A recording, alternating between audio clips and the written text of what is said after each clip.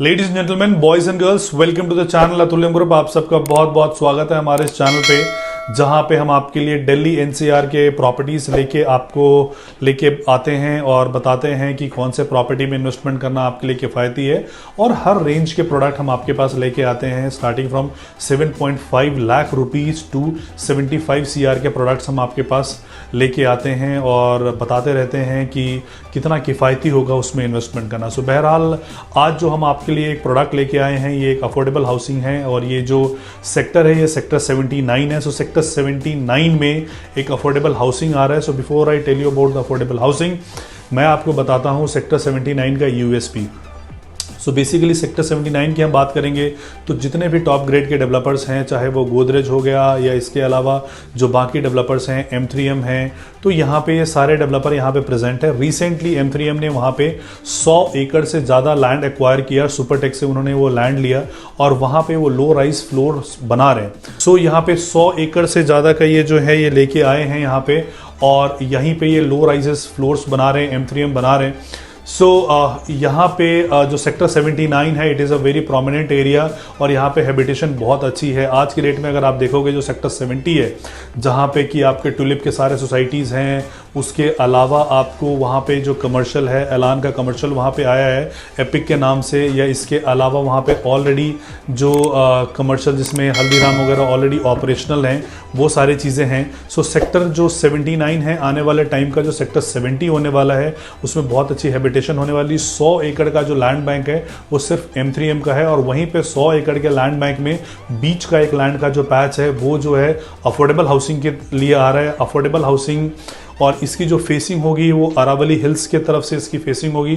So basically उस area में अगर किसी भी फ्लैट की अगर मैं बात करता हूँ 3.5 BHK या 3 BHK का, तो वो अप्रॉक्सीमेटली 2 CR के आसपास है। या इसके अलावा इसी के पास में प्रॉक्सिमिटी में अगर आप देखोगे NH8 की तरफ जाओगे तो रहेजा का रेवांता वाला जो फ्लैट है यहीं पास में ही है।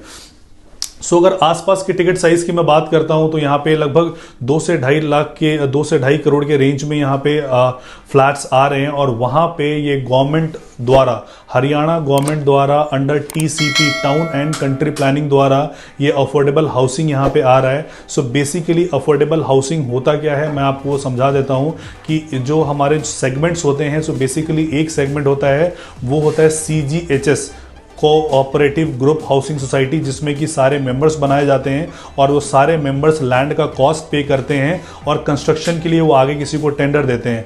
उसके अलावा ये एक होता है ग्रुप हाउसिंग, जो ग्रुप हाउसिंग होता है जैसे DLF हो गया, वाटिका हो गया, या आप जितने भी ट्यूलिप हो गया, बड़े ब्रांड्स के आप नाम लेते हैं, वो ग्रुप हाउसिंग बनाते हैं।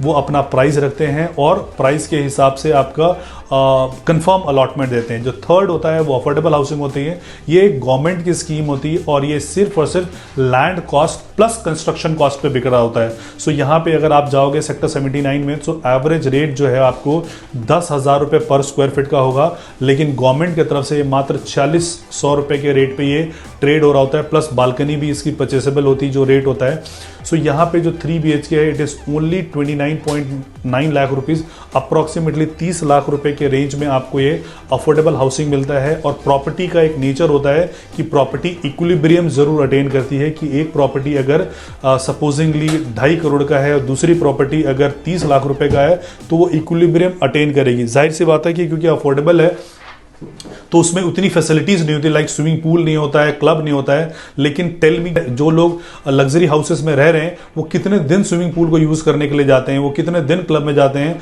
आपकी रोज़मर्रा की ज़िंदगी में इतने अफरा तफरी होती है, इतनी भागम भाग होती है कि आप घर पे आते हो, सामान फेंकते हो, कपड़े फेंकते हो और सो जाते हो, और अगले दिन फिर सुबह तैयार होकर उसी रूटीन में आप बिजी हो जाते हो। सो क्लब के होते हुए भी और स्विमिंग पूल के होते हुए भी आप उसको यूटिलाइज नहीं कर पाते। You only utilize these facilities whenever you are on holidays.